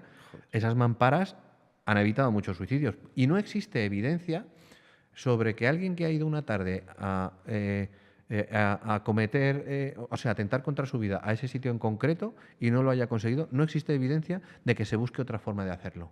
No existe. Entonces, de lo que se trata es de cortocircuitar el intento, el poner cierta limitación al acceso a las vías de los trenes, el poner las mamparas en lugares elevados, el restringir el acceso, bueno, los hospitales lo hemos visto, las ventanas que se abren, ¿no? Son batientes, pero Sí, no sí, se que no se abren. pueden abrir por completo. ¿No? No se pueden abrir por completo. Entonces, Vale. fijaos qué medida tan sencilla. Hace poco en un instituto contaba un chaval. Aquí yo he visto como uno de mis compañeros intentó lanzarse al vacío, pero tiempo después yo subí con la misma intención y vi que habían puesto las putas barreras. Y gracias a que estaban esas putas barreras ese día, yo sigo aquí con todos vosotros. Hostias. No conseguirlo ese día hizo que no lo volviera a intentar. Luego, fijaos qué medida tan simple y que no cuesta tanto, no es verdad. En países donde se han implementado medidas preventivas y de divulgación para la población universal, se han disminuido hasta un 30% las muertes por suicidio. Esto serían 1.200 muertes menos en nuestro país. 1.200 muertes, que se dice pronto, ¿eh? Joder. Pero es que además tampoco es caro, porque por cada euro que se invierte en prevención, esto redunda en al menos 20 euros de ahorro en gasto sanitario. Entonces, Ya que no es una excusa. Pero en cierta manera, estos procedimientos para limitar un poco los actos suicidas, algo que me ha llamado la atención es que dices que este chico, por ejemplo, que lo intentó y no lo consiguió por estas prevenciones, luego no lo volvió a intentar. Entonces, en cierta medida, el tema es ese más bien que el prevenir, porque yo me pongo a pensar y digo, joder, si te quieres quitar la vida, hay 1000 formas de hacerlo. Entonces, el hecho de prevenir es más para replantearle al individuo lo que está haciendo, de no volver a repetirlo, porque me explico, ese chico subió arriba, vio la barrera, pues dice, bueno, no me puedo tirar por esta barrera, pero mañana intento algo más. Y como hay miles de formas, pues lo consigo. Es más el replantearle a es él. que no hay evidencia de eso, de que un día que tú decides hacer eso, como es en ese caso, y no lo consigues, te replantees otro método. No hay evidencia sobre O sea, eso. en verdad sí que funciona la prevención como una Claro. manera de quitarte las ganas de hacerlo. Claro, claro. Y además, fijaos, durante algo que hemos vivido que se ha cobrado miles de vidas, lamentablemente a lo largo y ancho del mundo, ¿qué hemos hecho con el COVID? ¿Hemos centrado la atención solo en los que estaban contagiados o en toda la población para que no nos contagiáramos? En toda la población. Eso es, para evitar más muertes. O sea, no se trata de aumentar el esfuerzo en gasto sanitario para los que ya se han contagiado, sino evitar que se contagien más. Vale. A eso voy. Si la población general, no solo sanitarios, porque además de una manera injusta se ha depositado la responsabilidad de la prevención del suicidio en el sistema sanitario y en concreto en salud mental.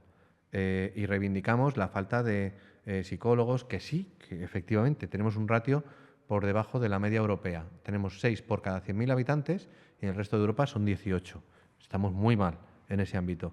Pero la prevención del suicidio no se puede depositar solo en salud mental, igual que las muertes por tráfico no tenían nada que ver con esto. Entonces, si enseñamos a la gente, a través de esto que estamos haciendo ahora, cómo detectar las señales de alarma, cómo detectar, por cierto, que no se nos olvide, lo de las conductas de cierre, luego lo hablamos, ¿vale? Vale.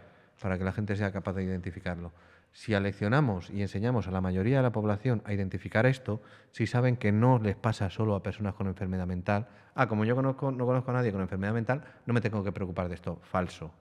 Cualquiera puede hacer esto si las circunstancias son lo suficientemente adversas, ¿no?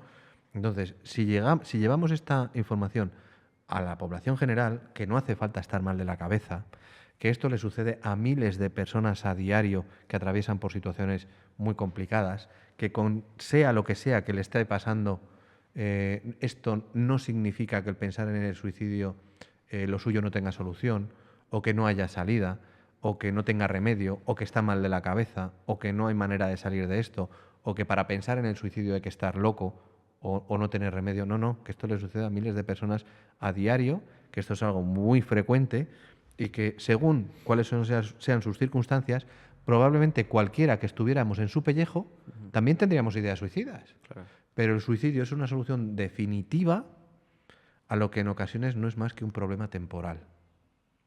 Y hay que ayudar, hay que acompañar a la persona a superar ese bache y ese periodo temporal de tanta adversidad donde no ve otra salida, ¿no?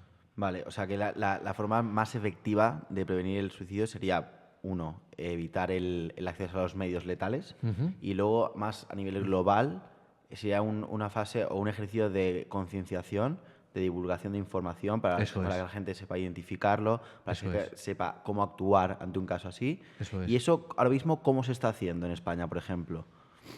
¿Cuál de todas las cosas? Porque es que es una pregunta que tela, ¿eh? La divulgación. La concienciación. A ver, pues yo creo que se está haciendo muy poca y además os invito a hacer la comparativa con eso que hablábamos antes de las campañas de tráfico. ¿Cuántas habéis visto de suicidio y cuántas habéis visto de tráfico? Yo de tráfico personalmente no he visto ninguna.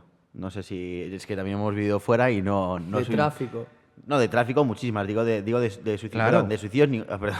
Vale, perdón. Claro. De suicidios ninguna. De tráfico Eso he es. visto muchísimas. Eso es que no se está haciendo. Hay distintas iniciativas en Cataluña que son muy pioneros en esto y en Euskadi se están articulando nuevos medios.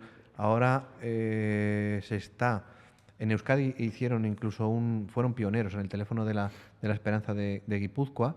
Crearon un chat para los menores, Badavidebat, para que se comunicaran de una manera anónima. Ahora no sé si el 024 quería incorporarlo también, pero no sé cómo funciona exactamente. Pero campañas en radio, prensa y televisión, como hemos visto, eso... Vale, o sea, tú optarías por una campaña así. Claro, pero por aprender lo que funciona. Vale. No sé si conocéis, es un señor mayor, pero es un speaker bastante majete. Emilio Duro. Uy, me suena muchísimo, muy duro. Es un hombre simpaticísimo y da unas lecciones de vida tremendas en sus ponencias. Emilio Duro dice, no innoves, copia, que tu vecino... A ver, tú eres virgen a los 40 y tu vecino se infla. Pues no innoves, copia. Claro. ¿Qué hace él? ¿Qué ropa lleva? ¿Qué colonia lleva? Copia lo que funciona, ¿no? Vale. Pues disculpad la frivolidad. Vamos a copiar lo que funciona en otros países. Oye, hasta un 30% de casos menos en sitios donde se ha hecho y una cosa, campaña. o sea, eso sería por la parte de la concienciación, con campañas de concienciación a través de diferentes medios como prensa, radio, televisión, etcétera. Pero la parte de educar a la gente a actuar, sobre cómo actuar en estos casos, ¿se tenía que hacer en las escuelas, por ejemplo? ¿O de qué manera se puede educar a la gente? Porque no es fácil. Otro melón, fíjate. En mi opinión y como sanitario, igual que creo que habría que incorporar cómo hacer RCP en los colegios, cómo hacer reanimación cardiopulmonar, por si te encuentras con eso, yo creo que es fundamental abandonar esta sobreprotección y esta actitud mojigata que tenemos con los menores al hablarles del suicidio. Yo voy a distintos institutos y a distintos centros educativos de distintos grupos de edad y lo que encuentro es una tremenda solidaridad. Y yo no voy allá a darles la chapa. Lo que busco es reclutar manos amigas. ¿Vale? Porque nadie mejor que ellos para saber qué chats, qué foros, qué mensajes, qué lenguaje casi jeroglífico utilizan entre ellos para comunicarse que están en peligro y qué métodos están copiando e imitando, como sucedió con los trastornos de la conducta alimentaria, qué comer, qué no comer, cómo imitar métodos de purga y demás. Esto está sucediendo también con la autolesión y el suicidio. Y fijaos, somos muy timoratos, muy mojigatos y paternalistas con los menores que están accediendo a una información perversa. Y me explico. Cuando entre los menores hablan del suicidio, hablan con halos de romanticismo y haciendo de eso algo incluso deseable y puede que hasta imitable. Hay que ser muy valiente para suicidarse, tía, es que se ha suicidado por amor. Ya, barbaridad. Que esto no es algo bonito ni nada deseable. Ni nada romántico, ni nada. Esto es un problema de salud muy gordo al que hay que ponerle medidas y no podemos dejar que sigan hablando de esa manera. No tenemos, o sea, nos da mucho miedo hablar con los chavales del suicidio, que ya están hablando del suicidio, pero no tenemos ningún tapujo en que vean cosas como Élite, por ejemplo, que es una serie donde aparece prostitución, drogas, sexo, asesinatos, no sé qué. Eso no nos da ningún miedo, pero el suicidio sí. Bueno, el suicidio, si se habla mal de suicidio, pero si le hablas de una manera responsable sobre cómo prevenirlo, sobre dónde pedir ayuda, sobre que esto le puede pasar a cualquiera y que puede ser un bache y que de ese bache muchas personas han salido, que la mayoría se recuperan, oye, pues es que esto es otra cosa muy distinta. Entonces, impera el que en los centros educativos se empiece a hablar de esto, porque es un mal endémico en todo el país. Estamos viendo muchísimas autolesiones, hay protocolos abiertos de riesgo de suicidio hasta decir basta y seguimos intentando camuflarlo como si no pasara. Esto es como el bullying. No, en mi instituto no pasa. O no te enteras. No te enteras, justo. O no te enteras. Pero claro que pasa en todo el país. Entonces, la educación en los menores es fundamental. Y luego al resto de la población. En las carreras. Os decía antes que en mis 7 primeros años de universidad yo no había oído hablar del suicidio, pero es que mi hija tiene 22, termina este año y no ha oído la palabra. Y ojo, es enfermera, ¿eh? Joder, pues los enfermeros no lo tocan. Vale, pero es que si nos vamos a medicina, vamos a ver qué formación y cuántas horas han invertido en esto, ¿eh? Y se carga a 4.097 personas por suicidio. Sí, pero es que en esto es una cosa que yo la veo como que no debería ser, por ejemplo, de medicina o enfermería. Esto es una cosa que a todo el mundo le puede pasar. Claro. Entonces, claro, que no es algo que tenga que estar en una carrera ni otra. Eso no. es. O en todas o en ninguna, yo creo. Sí, es una concienciación que viene Global. a las escuelas, va a las universidades, todo tipo de asignaturas, todo tipo de personas que estudian determinadas cosas, incluso lo que has comentado tú, que yo creo que ahora tiene muchísimo poder el tema de las series y todo eso, y al final están intentando normalizar muchas cosas y, ¿por qué no?, concienciar o al menos plantearse el concienciar eso con una historia que sale adelante, que todo va bien, porque al final yo creo que eso programa a los chavales pequeños y les da esa inspiración de, bueno, coño, es un hecho que pasa, que sucede en escuelas, que sucede en sitios donde nosotros caminamos, nos relacionamos y que se puede salir adelante. Esa esperanza yo creo que es muy, muy importante. Para hablar un poco ya, hemos hablado de la prevención, pero para hablar un poco, que encima querías comentar algo en concreto de esto, la intervención inmediata con tema de suicidios. Es decir, ¿cuándo te das cuenta de que se necesita una intervención inmediata y que esa persona necesita ayuda en ese momento? ¿Se puede identificar eso o no? A ver, a través del teléfono yo hago, y en consulta también, yo hago 4 preguntas, porque las guías de práctica clínica nos dicen evaluar el nivel de estructuración del plan, ¿no? O elaborar el grado de letalidad o de planificación. Y aparecía un listado de infinitivos que cuando llamaba a alguien al teléfono, yo era el jefe de sala del servicio de primera atención psicológica durante el COVID del Ministerio de Sanidad. Llamó mucha gente, 305 personas con intención de suicidarse en ese mismo momento, de distintas maneras. Cuando yo tengo a alguien con el método encima de la mesa y que lo va a hacer en ese momento, pues tener una guía donde pone evaluar, establecer una empatía, a mí eso no me sirve de nada, pero de nada. Entonces nos vimos obligados a desarrollar una herramienta que publicamos en todas las redes sociales en cuanto se hizo para que el mayor número de personas pudiese hacer uso de eso. Y lo primero que pregunto es ¿cuándo? Pero además le invito a cualquiera a que haga esa pregunta si se encuentra con esto. Jo, no puedo más, voy a tirar la toalla, me voy a suicidar, pronto va a acabar todo. Lo primero que yo le pregunto a alguien es cuándo tiene decidido hacerlo. Primero, esa pregunta disipa cualquier duda sobre si le creo o no. Claro que te creo. Si tú me dices que te quieres quitar la vida, te creo. Oye, ¿cuándo has pensado hacerlo? Eso es lo primero que pregunto, para saber del tiempo que dispongo para intervenir, de si es algo que está programado a largo plazo, de si hay que activar o no activar o requerir la presencia de un tercero de manera urgente. ¿Cuándo? ¿Cómo? Con pastillas, las que sean. No, un sanitario sabe qué pastillas matan y cuál es la dosis que mata. Un policía tiene acceso al método. Determinadas profesiones, trabajadores de altura, médicos, enfermeras, dentistas, veterinarios, agricultores, tienen a su alcance métodos para conseguirlo de manera inmediata. Entonces, si sabe cuándo, si sabe cómo, tiene acceso al método, si sabe dónde. Y esto tiene que ver con un periodo de rescatabilidad mayor o menor a 3 horas. Y me explico. Si me llama un menor, un adolescente, me dice, lo voy a hacer en mi casa con todas las pastillas. ¿Y cuándo lo vas a hacer? Cuando estén mis padres en el trabajo y existe una probabilidad de que en un periodo temporal de rescatabilidad mayor o menor a 3 horas, no es lo mismo que me diga un señor de 60, 70 años en la dehesa de Pinos que hay en la dehesa de Navalcarbón a las 9 de la tarde en el mes de febrero, donde por falta de visibilidad y por lejanía a su domicilio va a ser difícil que le encuentren o le interrumpan. Vale. Van a tardar más de 3 horas. Vale, otra cosa.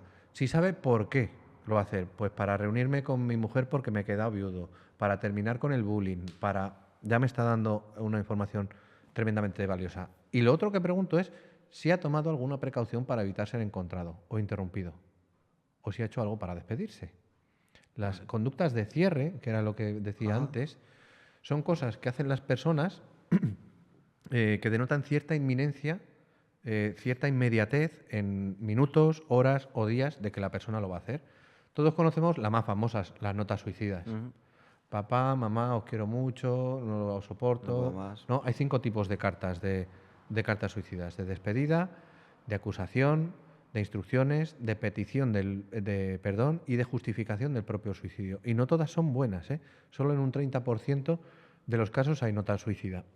Esa es la que conocemos más. Pero existen cosas perdón, que no sabemos identificar porque nadie nos ha sabido, nos ha ayudado a identificar, nadie nos ha enseñado, que denotan que la persona lo vaya a hacer. Por ejemplo, regalar objetos o prendas de cierta carga sentimental. El reloj del abuelo. Hace poco un hombre vino desde Andalucía a regalarle una cazadora a su hermana, le pidió que se la probara para ver cómo le quedaba días antes de terminar con su vida.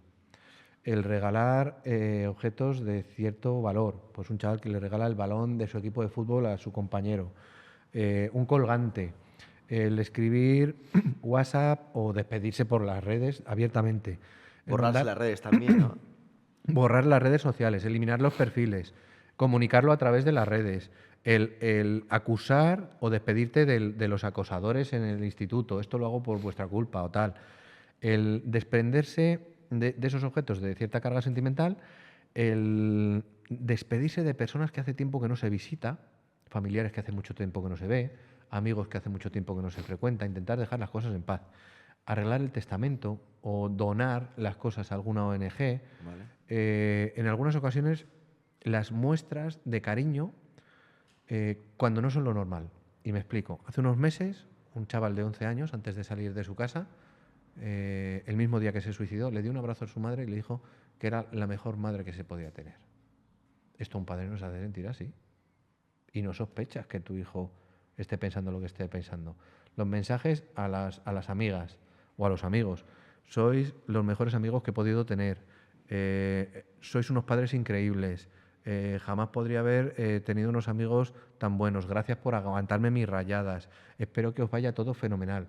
Todos esos mensajes que puedan denotar un mensaje de despedida, bien sea de agradecimiento o muestras inesperadas de cariño, hemos escuchado muchísimos casos en los que minutos antes de hacerlo le han dado un abrazo a su pareja y le ha dicho: Te quiero. eres la mejor mujer del mundo, o qué guapa estás, o no podría haber tenido una mujer mejor, o no, que nos pueden hacer sentir henchidos. Bien, pero... Vale, entonces, pero ¿cómo, está despidiendo. ¿cómo habría que actuar ante un suceso así? Identificas un poco esta conducta de cierre, como lo has llamado. Entonces, ahí el procedimiento, por ejemplo, si a mí me pasa con una persona de mi entorno, ¿cuál sería? ¿Cómo debería actuar yo? Compartiendo abiertamente, oye, estoy preocupado por ti. Vale, hablando con esa persona, Claro. pero claro, esa es mi pregunta. O sea, ¿lo conveniente ahí es hablar con esa persona o recurrir a profesionales que Claro. hablen con esa persona? Eso es. En primer momento, mostrarle tu preocupación. ¿Vale? O sea, en ir de frente no hay nada de malo. Existe el temor, y justificado, ojo, justificado. Hay un estudio entre médicos franceses que hasta un 39% no se atrevía a preguntar, oye, ¿tú estás pensando en suicidarte? Por miedo a inducir la idea. Esto es atroz. O sea, si yo no estoy pensando en el suicidio y tú me preguntas si estoy pensando en suicidarme, te voy a responder, pues no. Pero si lo estoy pensando, a ver, de lo que se trata es que tú no me puedes inducir la idea por preguntarme. Vale. Si yo no lo estoy pensando, tú no me vas a meter la idea por preguntarme. Pero si lo estoy pensando y tú me preguntas, Ahí, es la única ocasión, o quizá la última, de que esa persona se ponga en manos de un profesional. vale. De que se o sea, puede es evitar. conveniente entonces preguntarlo. Claro, sin ningún lugar a dudas. Vale. No le vamos a meter la idea a nadie porque le preguntemos. No se la vamos a meter. Pero si lo está pensando y acertamos, puede que sea la única ocasión que Paso, tenemos de vale. prestarle ayuda. Vale. Que nadie tenga vergüenza de preguntar. Que por preguntar no induces la idea. Vale. No la Vale, induces. eso es muy importante. Súper importante. Pero a mucha gente le da miedo lo de formular esa pregunta concreta porque es muy directa. Claro que es muy directa. Es que depende de la vida de una persona. Solamente eso.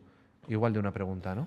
Oye, y una cosa, Pedro, estoy pensando que la audiencia seguro que le va a interesar esto. Estabas comentando que cuando estabais, bueno, al acabar la pandemia, que había muchísima gente que os llamaba, en un momento así que te llama una persona, te cuenta todo eso, tú tienes tus preguntas, le haces todas las preguntas, él te contesta, ¿cuál es lo siguiente?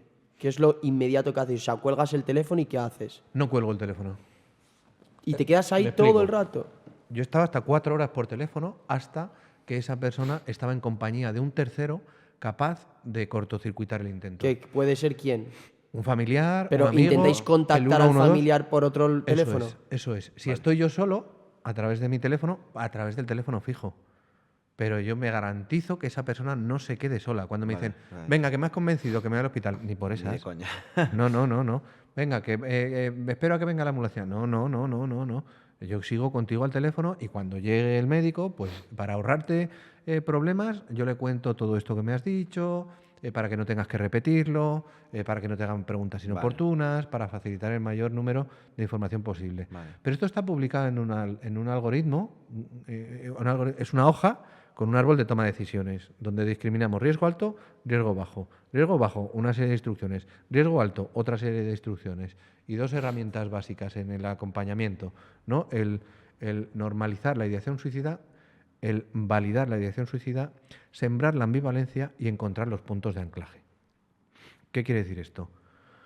De forma cotidiana, la mayoría de la gente, o la gente de a pie, incluso algún profesional, incluso de la atención telefónica de manera equivocada, una de las cosas que nos surgen enseguida es decir a la gente, pero piensa en tus hijos, ¿verdad? O piensa en tu mujer. ¿O qué va a ser de tu novia si tú te suicidas? ¿No? Esto es, yo lo llamo el sondear, el buscar puntos de anclaje de manera prematura y de manera azarosa. Y voy a poner un ejemplo muy claro. Durante ese espacio de la pandemia, en el Ministerio de Sanidad, llamó un chico desde el norte de España a punto de precipitarse desde un lugar elevado. Y el precipitante, en el caso de este chico, era que su familia no aceptaba su orientación homosexual. Y le tenían abrasado, pero abrasado. Anda, maricón, venga, maricón, que ya está la mesa puesta, venga, que le tenían abrasado, pero abrasado. Imaginaos que mi compañera coge y le dice, pero piensa en tu madre, ¿qué va a ser de tu madre si te suicidas? Pues le estamos pulsando el botón rojo. Ya. ¿Que piense en mi madre? Pues igual estamos provocando que siga con lo Igual que tiene sí. pensado. O si a una mujer le dices, piensa en tu marido, y resulta que hay violencia doméstica, Sí. y es el precipitante. O a un marido, piensa en tu mujer, y resulta que hay infidelidad. Y como sea, en una dirección sí. o en otra. Sí, ¿no? sí, total. Hay que tener mucho cuidado con esto y no buscar de manera... piensa en tus hijos, sí, o en el Real Betis Balompié, no te jode. A ver, hay que tener mucho cuidado con esto. Entonces, una forma mucho más sensata, mucho más cuidadosa de hacer esto es preguntarle a la persona, oye, ¿hay alguien en quien al pensar te cueste seguir adelante con lo que tienes pensado hacer? Y fijaos que estamos preguntando lo mismo, pero sin pulsarle el botón rojo. Vale, sin riesgo de que... Eso es. Sí, porque inmediatamente va a pensar en alguien positivo. Sí, Claro, Vale. claro. Qué bueno. Oye, ¿quién sería la persona o qué sería aquello por lo que valdría la pena vivir? Y es lo que es importante para él, no para ti. Que para ti puede ser muy importante tus hijos y para otro puede haber violencia ascendente y que los hijos le roben o le peguen o no sé qué y que sean ellos lo que le está empujando al suicidio, ¿no? Claro. Entonces hay que tener mucho cuidado con esto. Todo eso, si lo queréis, como está publicado y es de acceso gratuito, si lo publicáis en la web, Lo ponemos os mando todos el los QR recursos que la gente tenga esa herramienta. Claro. Genial, me parece genial. Lo dejamos en la descripción 100%. Vale. Pues, yo, si no tienes más preguntas de la Yo, instalación... yo solo te quería preguntar una cosa. Luego, no a nivel de intervención, sino el era otra post. cosa. Ah, vale, sí, justo. Dale. Que te quería preguntar en plan, vale, sabemos un poco la intervención inmediata, pero ¿cómo pasa el proceso de después? Es decir, la persona se intenta suicidar, habéis hecho vuestro trabajo, la habéis calmado, la habéis estabilizado emocionalmente, pero supongo que hay un trabajo enorme después de eso a nivel terapéutico, psicólogos. ¿Cuál es ese trabajo? A ver, depende del ámbito, si es público o es privado, y depende del profesional que intervenga en esto. Por mi parte, pues se trata de generar esperanza y razones para vivir, de encontrar qué ha sido importante antes de este intento y a lo largo de su vida e intentar retomar aquellas cosas pues que le daban cuerda. Hay gente que ya no puede ser profesor porque se ha retirado. Bueno, ¿y qué otra manera de enseñar tienes tú en esto? O gente que en el pasado hacía cosas en voluntariados y tal. Bueno, ¿y cómo podemos rescatar esa actitud de ayuda y servicio? Vale, tu profesión es otra y no eres médico, enfermera, psicólogo, ni trabajador social, ni estás en ninguna ONG. Pero ¿cómo podemos darle salida a esto que a ti te ayuda, que es ayudar a otros? ¿Cómo podemos encontrar esas formas? Y poco a poco ir construyendo y tejiendo una red social de apoyo. A nivel de vida, ellos, por ejemplo, siguen trabajando, hacen una vida normal. Claro, cuando se recuperan... A ver, el 85% de la gente que sobrevive a un intento grave va a fallecer por otras causas. Luego, claro que hay esperanza después de un intento. Que no van a ser suicidas de por vida. Vale. No. Claro, es un problema temporal. Claro. En los casos. Vale. Claro, y la gente se recupera y retoma su Y vida. más o menos, ¿cuáles son los procesos de recuperación? ¿Se sabe eso? Es decir, cuando desde el primer intento de suicida a vosotros decir que está totalmente en perfectas condiciones, ¿se sabe eso o es imposible de medir? Bueno, cada uno tenemos unas herramientas. Cuando yo he tratado con gente en riesgo suicida, una técnica, una herramienta que utilizo que es frívola, pero que lleva mucho detrás, ¿no? Yo le pregunto al final de la sesión y solo después de unas cuantas veces donde el riesgo disminuye, muy significativamente, entonces doy un alta temporal. Y les pregunto al final de la sesión, oye, si 0 es, no hay ningún riesgo, puedes estar absolutamente tranquilo, y 10 es el día que lo intentaste, ¿dónde estamos ahora? 0 es ni de coña, no lo voy a hacer jamás, ni se me pasa por la cabeza. Y 10 es, de esta noche no pasa, ¿dónde estamos ahora? Pues un 6, Pedro. Bueno, pues es un 6. Pero no te voy a engañar. Claro, es que no me tienes que engañar. Pues un 8, Pedro. Pues si es un 8, bueno, pues entonces tenemos que tener igual citas semanales o cada menos tiempo, cada 3 días, si a ti te parece, o activar un sistema paralelo. Y un sistema paralelo, yo sé que esto a algún compañero que me oiga no le va a gustar, pero yo no quiero tener la responsabilidad sobre mis hombros de que alguien se haya quitado la vida porque yo no le he atendido. O porque me ha llamado y yo no lo he cogido. Entonces, las personas que yo atiendo en riesgo tienen mi teléfono a las 24 horas. Me pueden llamar a cualquier hora del día o de la noche. Nadie, 20 años de profesión, me ha molestado jamás a las tantas de la mañana. Nadie. ¿Me han llamado a las 4 de la mañana? Sí. Pero me han prestado la oportunidad de tender una mano amiga y llegar a tiempo para que una persona no llevara a cabo lo que tenía pensado hacer. Una persona lo ha hecho y se llegó a tiempo.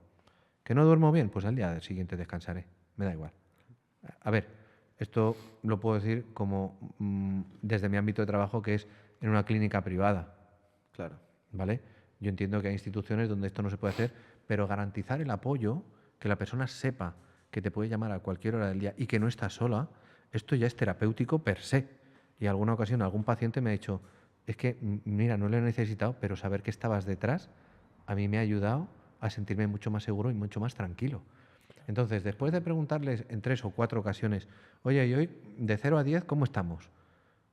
Después de terminar la sesión, ¿cómo estamos en cuanto a riesgo de suicidio? Si 0 es ni de coña y 10 es de esta noche no pasa, ¿dónde estamos hoy? Pues hoy un 4. Bueno, pues un 4. Y hasta que en 3 ocasiones seguidas no me dicen que el riesgo es 0, No les das el alta. no les doy el alta. Aún así, sigo haciendo seguimiento. Vale. Vale.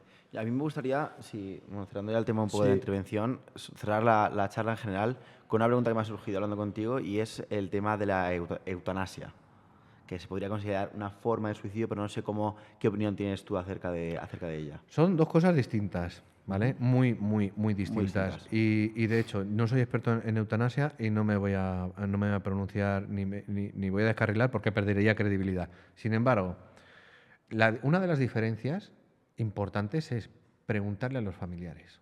Y me explico. Ningún familiar queremos para nuestros padres, hermanos, abuelos el encarnizamiento terapéutico y que sufran. ¿Vale? Ajá. Queremos que el malestar y que el sufrimiento desaparezca cuanto antes y que descansen, por fin. Sin embargo, si le preguntas a un familiar por esa persona que está sufriendo acerca del suicidio, esto es otra cosa, ¿eh? Esto es otra cosa. Ninguno queremos el sufrimiento para... O sea, ¿tú no consideras la eutanasia un tipo de suicidio? No, es otra cosa. Vale. Existe el suicidio asistido, existe... Y además, en países donde se ha puesto en marcha o se ha legalizado la eutanasia, parece que no ha disminuido el suicidio como un método con métodos violentos. Vale. Luego, abrir la mano con una cosa no disminuye la otra. Ok. Y esto es un dato bastante importante, ¿eh? Sí, sí. Que la gente cree que si se legalizara o tal la eutanasia iban a disminuir los suicidios, y esto no es así. Y además se trata de otra cosa. Entonces, cuidado con esto. Los límites yo entiendo que son difusos, ¿no? Pero Muy ningún difusos, familiar quiere el sufrimiento y el encarnizamiento terapéutico de alguien que lo está pasando mal, de nuestros mayores o de nuestros Sí, padres. pero yo me refiero, o sea, a una persona que, por ejemplo, tiene una enfermedad grave, como por ejemplo el ELA, Sí. que, claro, esa persona dice, solamente yo sé cómo me siento, solamente yo soy el dueño de mi vida, porque no tengo el derecho a finalizarla de una manera digna o de cuando Pero quiero. fíjate, aquí estamos cuestionando la legitimidad, cantidad o calidad del sufrimiento de la persona. ¿Vale? ¿Por qué ese sufrimiento es más legítimo que una depresión? Eso, ahí es donde quiero ir yo, claro. ¿Por qué? ¿Por qué es más legítimo? No se trata de cuestionar eso. No, de ninguna de las maneras. Porque a lo mejor del sufrimiento del ELA no se puede salir Ajá. y de la depresión sí. Claro, pero habrá que tratarlo. A ver, Claro, pero por eso, hay tratamiento para la depresión, pero no hay tratamiento para el ELA. Claro, pero igual hay medidas paliativas. A ver, si es que yo no puedo contradecir a alguien que efectivamente, pero ni con eso ni con otra, ¿eh? Ajá.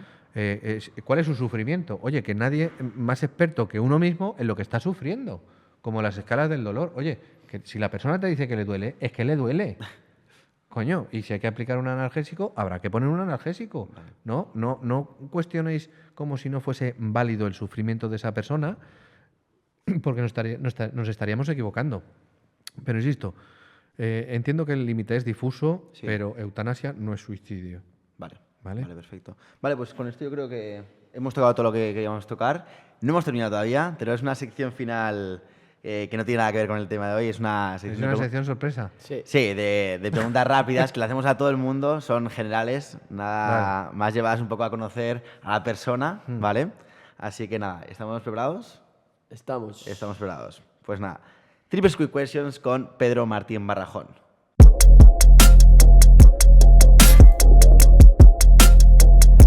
¿Preparado?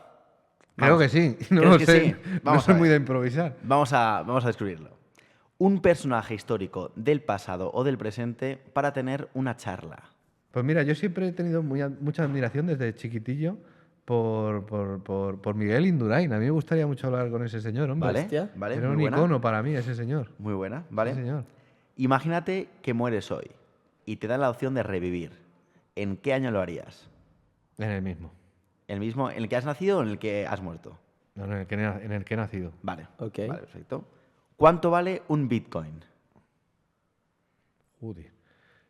32.000 euros o algo así. Hostia. O 30, Ya, clavado, ¿eh? ¿Pero es eso? Sí, hoy justo ha subido a Sí. 32.000. Sí. 32.000. Sí. Oye, las clavado, ¿Vosotros ¿eh? tenéis de eso? ¿Eh? ¿Vosotros tenéis Bitcoin? Algo tenemos. Algo. Qué tíos. Algo. Qué tíos. Algo hay por ahí. Seguimos. Si pudieras vivir la vida de otra persona, ya sea una persona que haya existido o un estilo de vida, ¿quién elegirías? Pues uno de mis mentores, José Ignacio Robles Sánchez, que fue mi psicólogo, fue mi tutor en mis prácticas como psicólogo en el Hospital Militar Central Gómez Ulla. Vale, Un hombre espectacular, vale, nos quedamos Un con él. sabio. Perfecto. un sabio. Pedro, ¿crees que la raza humana seguirá viva en 500 años? Buah, no lo sé. ¿Crees? Ya sé que no En lo 500 sabes. años, pues al ritmo que llevamos, no. Vale, nos En quedamos con eso. 500, no. Vale, dinos 3 cosas que van a ser diferentes de aquí a 50 años. Los medios de comunicación, Vale, 1, la forma de relacionarnos 2, muy buena, y los modelos familiares, que sí ya están cambiando. muy buena. Vale, perfecto. ¿Cuál es tu mayor virtud? Yo creo que soy bastante currante Vale, y eso me gusta. vale. Mm. ¿Y tu mayor defecto? Igual el mismo, ¿eh? Que Porque me da problemas. Le vengas a problemas. Me da ¿eh? problemas. No, que soy muy despistado. Vale, Soy muy despistado. vale. Recomiéndanos un libro. Jo, pues mira, acabo de terminarlo hace poco y quiero volver a empezarlo. Felices los normales, Felices los... Vale, de Mercedes Navío Acosta. Pedazo de libro. perfecto. Espectacular. Lo apuntamos, lo apuntamos. Ah, bueno, y otro. Venga. Otro, pero Da por uno. este ya es que lo he leído muchas veces y me divierte muchísimo. La aventura del tocador de señoras, de Eduardo de Mendoza. Lo he leído como 7 veces y no paro de reírme con ese libro. sí. La aventura No, del eso tocador no. de señoras. Vale, los apuntamos, genial. ¿Qué prefieres, morir ahogado o morir de amor? Ahogado. ¿Vale? ¿Crees en la vida extraterrestre? No, ¿Vale? no. Si pudieras ser el mejor del mundo haciendo una cosa, ¿qué elegirías? Mi trabajo. ¿Vale? ¿Vale? Mm. Y ya para terminar, como este podcast se llama Trippers, nos encanta tripear, las historias, las anécdotas, todo esto, queremos que nos cuentes el mayor trip que te has pegado en tu vida. El mayor trip. El mayor trip, una anécdota así loca, graciosa, curiosa, paranormal. Algo que te acordarás toda tu vida. Este verano me he acordado con unos compañeros amigos del instituto de Las Rozas que me engañaron para ir a... Me engañaron, no les costó nada engañarme. Te engañaste tú solo, Para ¿no? ir a lo de la bajada del Sella y yo creía que íbamos ahí a un hotel y tal y me vi literalmente en un islote de un polideportivo que subía la marea y bajaba y cuando bajaba olía aquello a batalla vikinga. Un pestuzo, claro, y era un festival, era la bajada del Sella, la gente hasta las tantas de la mañana y yo durmiendo en una tienda de campaña que el despertar más feliz que tuve fue uno que se tropezó porque se había comido un trip y me pisó la cabeza, tío. Digo, pero qué necesidad tengo yo de estar aquí. Que ya tengo una edad, coño, para poder pagarme otra cosa. Y ¿Pero estábamos con qué ahí- edad? ¿Con qué edad Pues esto? tenía como 27 latigazos ya o más. Y me vi allí durmiendo en un... pues vale, está muy Sí, bien sí, lo de los festivales, tipo de los festival, festivales y tienda de tal, campaña, pero que yo ya qué tenía una bueno, edad para horrible. estar allí con mis colegas en una tienda de campaña y que me pisara la cabeza un tío entripado. Jo, me divertí muchísimo porque, bueno, un reguero, la gente durmiendo en las rotondas, tal, y... Bueno, pues yo no he sido nunca de festivales, ahora es mi hija la que va a los, Ahora te- a los ahora- festivales ahora y a vas la que escondidas. a la que... algo muy relacionado con eso, me acuerdo, tiene que ver con mi hija, ¿no? Que va a los festivales ahora a Asturias, a la Cuasella, al no sé qué y tal. A pegarse el trip, ¿no? Y de vez en claro, a mí esto me inquieta un poco. Sí, sí. Y de vez en cuando pues se nos hace algún tatuaje y tal. Y, claro, y se pone cosas como aquí unas runas teutónicas que significa presente en runas y tal. Y claro, porque ponerte pretérito pluscuamperfecto, como No, que no, no. en castellano no mola nada, ¿no? ¿De dónde vamos con esto, no? Y tengo esta lucha con ella de ¿y esto cuándo para? ¿Y esto cuándo? Joder. Y tengo ahí Es una aventura tener mi hijos, luchilla con ella. Pero bueno. Pero bueno. Pero bien. Oye, pues Pedro, muchísimas gracias por venir, de verdad, ha sido una charla increíble, creo que súper útil para la audiencia, para todo el mundo que lo escuche, un tema totalmente necesario de hablarlo, que la gente se conciencie y aprenda cómo actuar en este tipo de situaciones, porque no hay información, hay muy poca. Entonces, muchísimas gracias, como te ha dicho al principio, te admiramos mucho por la labor que haces, admiramos mucho a la gente que sacrifica su vida o da su vida para ayudar al resto, y eso es muy valioso. Así que nada, muchísimas gracias. Dejaremos toda la información de Pedro en la descripción, Sí. todos los recursos que nos has facilitado también para que la gente los tenga a mano. Y nada, a nuestra querida audiencia, Que se decirle suscriban. que se suscriba al canal. Y nada, chavales, suscribiros, nos vemos en el siguiente vídeo. Chao, chao. Chao, chao.